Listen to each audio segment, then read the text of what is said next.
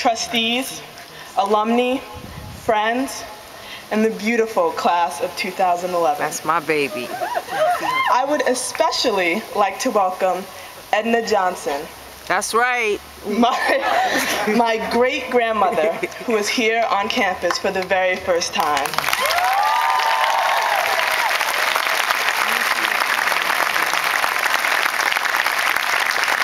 I am her only great-granddaughter. When I was a child, my family took a summer vacation to the magical Atlantis Hotel in the Bahamas. The man-made aquatic world of Atlantis had its own sea aquarium with a particularly lush starfish exhibit. Naturally, my parents thought that their little daughter would love to get a chance to touch the biggest, pinkest, most exotic starfish in the tank, and perhaps the biggest, pinkest, most exotic in all of Atlantis. Yet, naturally, I did not want to touch the 5-pronged monstrosity. I thought that underneath its star body was a set of circular, razor-sharp teeth. I feared that as soon as I put my little hand into the tank, that monstrosity would latch onto me like a leech and chew my fingers off. I was scared, and I began to give a long, piercing cry as my father tried to guide my hands into the tank. Screaming, I tried to wiggle out of his arms to the horror of all the staring tourists. I remember one, a red-haired woman clad in bright blue Bermuda shorts. She looked as if at any moment she would escape to the nearest payphone and call the Bahamian Child Services Hotline. Needless to say, I did not touch the prize starfish that day. My parents gave up their attempts to force my little hands into the tank. The day ended with my mother taking me to the bathroom to try to calm me down. Now, what my parents did not know was that I was an Emma girl even before I arrived on this campus.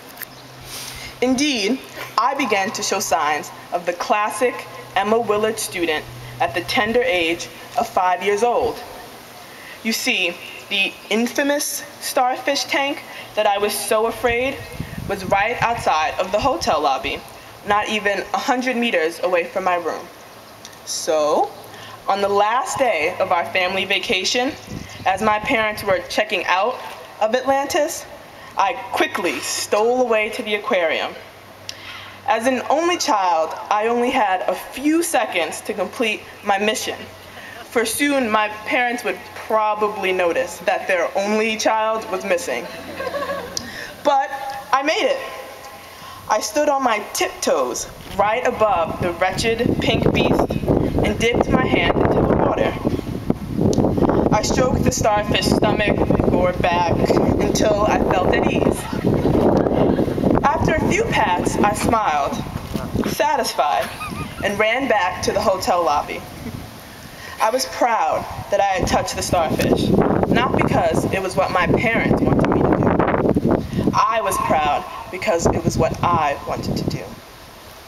Instead of being forced like I was at first, this time I patted my fishy friend on my own time. That was what was important to me.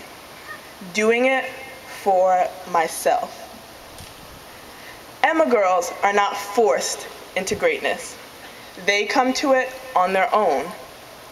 With neither coercion nor force applied, the women in my class have reached amazing heights because it was what they wanted to do. For example, no one forced Anna Barboza or Serena Verma to pursue prestigious science internships at Rensselaer Polytechnical Institute. They did so because they wanted to.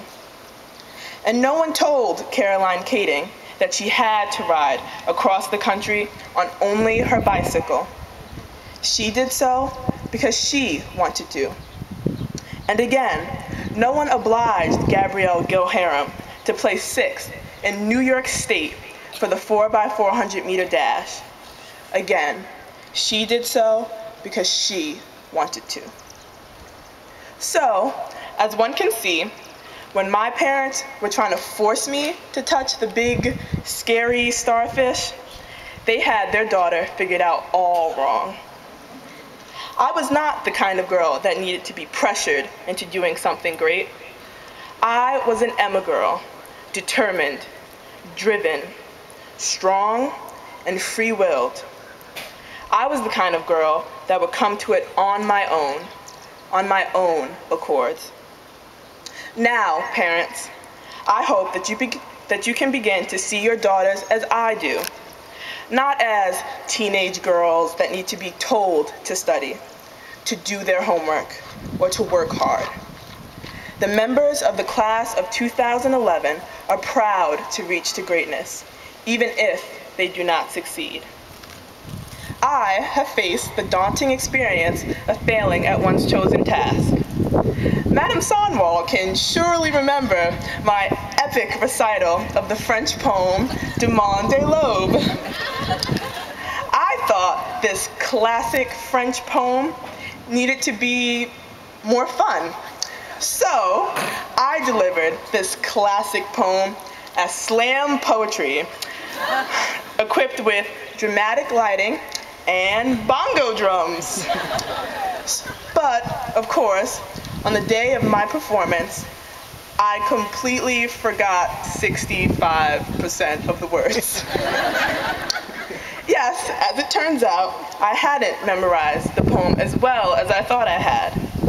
However, as hard as forgetting the words was at the time, finishing my epic, dramatic poem was what I wanted to do. I hope that Ms. Sonwall finds my epic poem experience as valuable as I do. So, in the end, each one of us in the class of 2011 will leave Emma Willard in hopes of accomplishing all our goals and dreams. Sometimes you will succeed, and sometimes you will fail. But classmates, remember, you are Emma girls. Girls that are not afraid of the trials and tribulations that accompany greatness. Class of 2011, you will serve and shape this world in your own way. Thank you.